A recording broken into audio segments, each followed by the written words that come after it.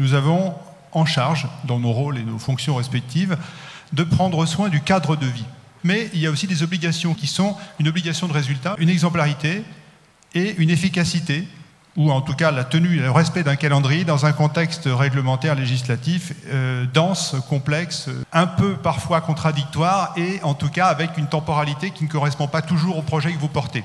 Si le projet est pris en amont, si vous avez des contacts réguliers et il y a des permanences communes avec les architectes des bâtiments de France, avec le CAUE et la DAC, si vous avez des projets, plutôt que d'aller jusqu'à un certain point puis de savoir que ça va s'arrêter parce qu'on ne peut pas le faire, il faut en discuter le plus en amont possible pour voir si c'est possible ou pas, et ensuite, si c'est possible, dans quelles conditions. Ça permet d'avancer sans se bloquer sur la question des procédures. Ce qui nous importe, et c'est le travail que mènent